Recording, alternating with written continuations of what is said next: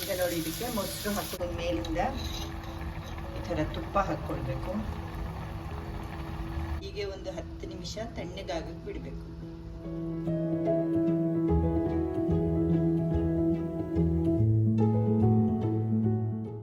ಪಲಾವ್ಗೆ ತರಕಾರಿ ಎಲ್ಲ ರೆಡಿ ಮಾಡಿದ್ದೀನಿ. ಹಾಗೆ ಬಾಸ್ಮತಿ ಅಕ್ಕಿ ತಗೊಂಡಿದ್ದೀನಿ. ಈಗ ಇದನ್ನು 2 ಸಲ ನೀರಲ್ಲಿ ಚೆನ್ನಾಗಿ ತೊಳೆದು ಒಂದು 1/4 ಗಂಟೆ ನೆನೆಯಕ್ಕೆ ಬಿಡಬೇಕು. ಅಕ್ಕಿ ತೊಳೆದು ನೆನೆಯಕ್ಕೆ ಇಟ್ಟಿದ್ದೀನಿ. ಈಗ ಈ ತರಕಾರಿಗಳನ್ನೆಲ್ಲ ಕಟ್ ಮಾಡ್ಕೊಳ್ಳೋಣ. ಬೆಳ್ಳುಳ್ಳಿ, ಹಸಿ ಶುಂಠಿ, ಹಸಿಮೆಣಸು ರುಬ್ಕೊಳ್ತಾ ಇದ್ದೀನಿ. ವೆಜ್ ಬಿರಿಯಾನಿನ ತುಪ್ಪದಲ್ಲೇ ಮಾಡಬೇಕು, ಅವಾಗ ಚೆನ್ನಾಗಾಗುತ್ತೆ. ನಾನು ಒಂದು 2 ಟೀ ಸ್ಪೂನ್ ಅಥವಾ 1 ಟೇಬಲ್ ಸ್ಪೂನ್ ತುಪ್ಪ ಹಾಕ್ಕೊಳ್ತಾ ಇದ್ದೀನಿ.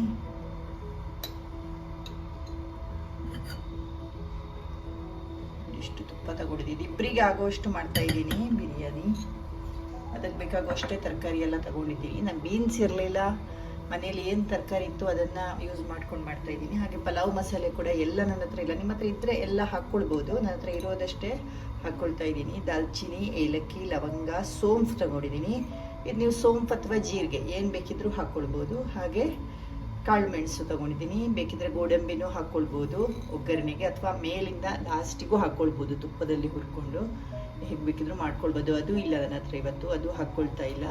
ಬಿರಿಯಾನಿಗೆ ಮೇಯ್ನ್ ಇಂಗ್ರೀಡಿಯೆಂಟ್ ಅಂದರೆ ಒಂದು ಸಣ್ಣ ಬೌಲು ಮೊಸರು ಹಾಕ್ಕೊಂಡು ಮಾಡ್ಕೊಳ್ತಾ ಇದ್ದೀನಿ. ಈಗ ಇದನ್ನೆಲ್ಲ ಈ ತುಪ್ಪಕ್ಕೆ ಹಾಕಿ ಹುರ್ಕೊಳ್ಳೋಣ.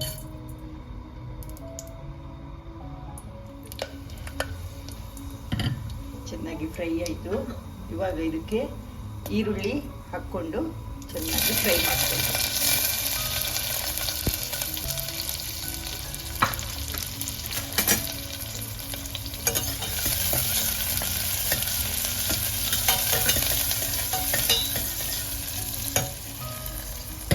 ಈರುಳ್ಳಿ ಒಂದು 30 ಸೆಕೆಂಡ್ ಆಯಿತು. ಇನ್ನೊಂದು 30 ಸೆಕೆಂಡ್ ಫ್ರೈ ಮಾಡ್ಕೊಳ್ಳೋಣ.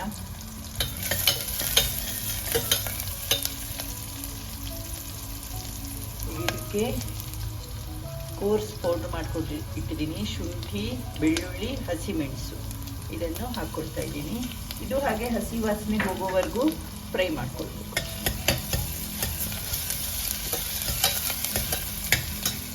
ಬಟಾಣಿ ಹಾಕ್ಕೊಳ್ತಾ ಇದ್ದೀನಿ.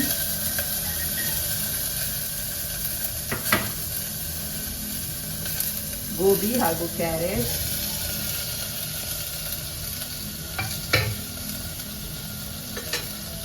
ಕ್ಯಾಪ್ಸಿಕಮ್ ಹಾಗೂ ಆಲೂಗಡ್ಡೆನ ನಾವು ಇನ್ನೂ ದೊಡ್ಡ ದೊಡ್ಡ ಪೀಸ್ ಕಟ್ ಮಾಡಿ ಇಟ್ಕೊಳ್ಬೋದು, ಚೆನ್ನಾಗಾಗುತ್ತೆ. ಸ್ವಲ್ಪ ಸಣ್ಣದಾಯಿತು. ದಮ್ ಬಿರಿಯಾನಿ ಥರ ದೊಡ್ಡದಾಗಿ ಕಟ್ ಮಾಡಿ ಇಟ್ಕೊಳ್ಬೇಕು, ಚೆನ್ನಾಗುತ್ತೆ.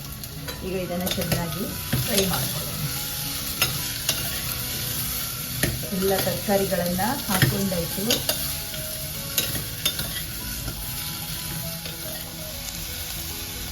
ಈಗ ನೋಡಿ, ಇದಕ್ಕೆ ಮೊಸರು ಹಾಕ್ಕೊಳ್ತಾ ಇದ್ದೀನಿ. 3 ಟೇಬಲ್ ಸ್ಪೂನ್ ಮೊಸರಿದೆ ಇದರಲ್ಲಿ.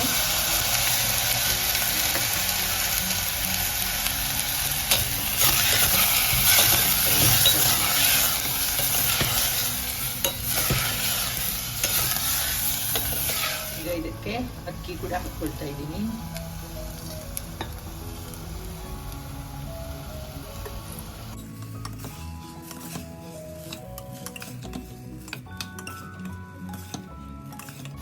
ಇದಕ್ಕೆ ಅರಿಶಿನ, ಖಾರದ ಪುಡಿ ನೋಡ್ಕೊಂಡು ಹಾಕಬೇಕು. ಯಾಕಂದ್ರೆ ನಾವು ಒಂದು ಹಸಿಮೆಣಸು ರುಬ್ಬುವಾಗ ಹಾಕಿದ್ದೀವಿ. ಅದು ಹಾಕಿಲ್ಲ ಅಂದರೆ ಖಾರದ ಪುಡಿ ಜಾಸ್ತಿ ಹಾಕ್ಕೊಳ್ಬೋದು. ನಾನೊಂದು ಸ್ವಲ್ಪ ಕಮ್ಮಿ ಹಾಕ್ಕೊಳ್ತಾ ಇದ್ದೀನಿ. ಒಂದು ಅರ್ಧ ಟೀ ಸ್ಪೂನ್ ಖಾರದ ಪುಡಿ ಹಾಕ್ಕೊಂಡಿದ್ದೀನಿ. ಹಾಗೆ ಗರಂ ಮಸಾಲೆ ಹಾಕ್ಕೊಳ್ತಾ ಇದ್ದೀನಿ. ಇದು ಹಾಗೆ ನಿಮ್ಮ ಹತ್ರ ಬಿರಿಯಾನಿ ಮಸಾಲೆ ಇದ್ದರೆ ಅದು ಹಾಕ್ಕೊಳ್ಬೋದು. ಗರಂ ಮಸಾಲೆ ಇದೆ, ನಾನು ಗರಂ ಮಸಾಲೆನೂ ಯೂಸ್ ಮಾಡ್ತಾ ಇದ್ದೀನಿ. ಚೆನ್ನಾಗಾಗುತ್ತೆ. ನಾನು ಇದಕ್ಕಿಂತ ಮುಂಚೆನೂ ಗರಂ ಮಸಾಲೆ ಹಾಕಿ ಮಾಡಿದ್ದೆ, ತುಂಬ ಚೆನ್ನಾಗಾಗುತ್ತೆ. ಈಗ ಇದನ್ನು ಚೆನ್ನಾಗಿ ಫ್ರೈ ಮಾಡ್ಕೊಳ್ಬೇಕು.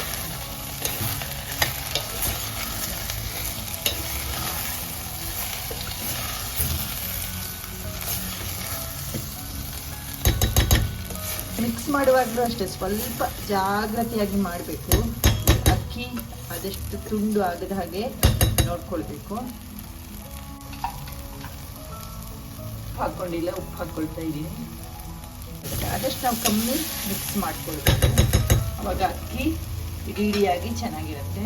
ಈಗ ನೋಡಿ ಕರೆಕ್ಟ್ 2 ಪಟ್ಟು ನೀರು ತಗೊಂಡಿದ್ದೀನಿ. ಇನ್ನೂ ಸ್ವಲ್ಪ ಕಮ್ಮಿ ತಗೊಂಡ್ರು ಓಕೆ, ಜಾಸ್ತಿ ಮಾತ್ರ ತಗೊಳ್ಳೇಬೇಡಿ. ಈಗ ನೀರು ಹಾಕ್ಕೊಳ್ತಾ ಇದ್ದೀನಿ.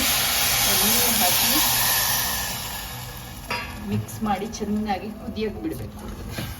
ಕೆಳಗಡೆ ಏನಾದರೂ ತಾಗಿದ್ರೆ ಒಮ್ಮೆ ಕೆಳಗಡೆಯಿಂದ ಈ ಥರ ಸೌಂಡ್ ಹಾಕಿ ಮಿಕ್ಸ್ ಮಾಡಿಕೊಡುವ.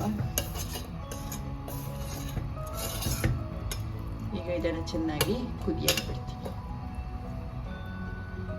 ಈಗ ನೋಡಿ ಚೆನ್ನಾಗಿ ಕುದೀತಾ ಇದೆ, ಏನು ಮಿಕ್ಸ್ ಮಾಡ್ಕೊಳಕ್ಕೆ ಹೋಗಬಾರ್ದು.